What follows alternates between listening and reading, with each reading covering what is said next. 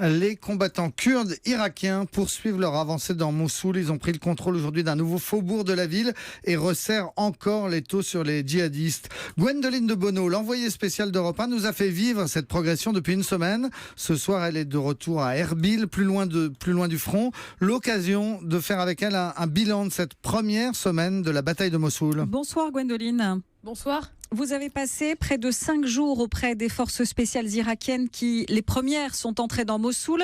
Racontez-nous d'abord, Gwendoline, dans quelles conditions vous avez pu réaliser ces reportages. Vous étiez vraiment avec l'armée en première ligne?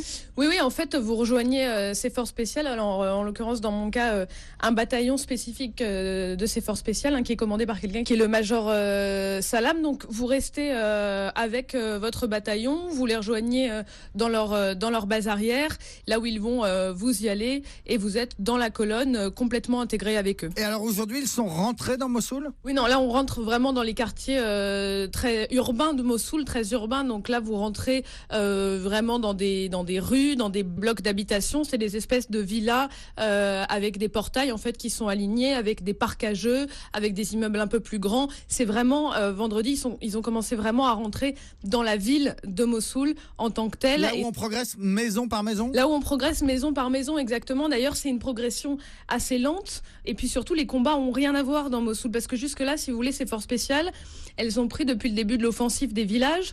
Donc les villages, c'était assez facile parce que les djihadistes se sont repliés dans Mossoul. Là, ils ont commencé à rentrer dans la partie urbaine de Mossoul. Et vendredi, tout de suite, quand on est arrivé dans les premières ruelles de la ville, les djihadistes ont tout de suite tiré avec des roquettes, avec des mortiers sur la colonne. Il y a tout de suite eu beaucoup de combats. Ils avaient vraiment l'intention de défendre Mossoul, de défendre cette ville qu'ils considèrent comme leur capitale. Mais est-ce qu'il reste des civils dans ces quartiers, Gwendoline? Alors, c'est pas qu'il en reste, c'est qu'en fait, ils sont partout. Ils sont dans les maisons. L'unité, souvent, elle s'arrête dans les maisons pour prendre position, pour, par exemple, mettre ses snipers sur les toits, pour demander du renseignement. Et vous trouvez les familles qui sont cachées tout au fond, en général dans la pièce la plus éloignée de la rue, sur des matelas. Ils attendent que la bataille passe. Mais les civils, ils sont restés dans Mossoul pour plusieurs raisons, parce que l'État islamique n'autorisait pas depuis plusieurs semaines de sortir de la ville.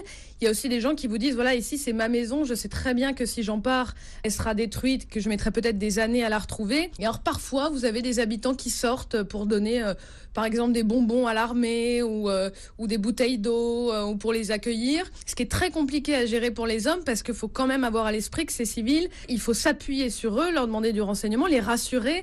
Mais il faut quand même aussi s'en méfier, parce que vous savez jamais si parmi eux, il n'y a pas un kamikaze. Donc c'est très difficile à gérer pour eux. Et pour l'instant, ce qu'on a vu, ça se passe assez bien avec les forces spéciales. C'est-à-dire quand ils rentrent dans une maison, ils vont par exemple tout de suite contrôler, demander les papiers, poser des questions, vérifier un peu qui sont ces civils.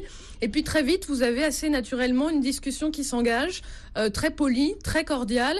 Et puis vous vous retrouvez avec les soldats qui boivent le thé avec les habitants dans la maison. Donc pour l'instant, du côté des forces spéciales, en tout cas sur le front Est, la gestion des civils se passe plutôt bien. Eh bien, merci beaucoup Gwendoline de Bono, grand reporter à Europe 1, en ligne avec nous d'Erbil en Irak.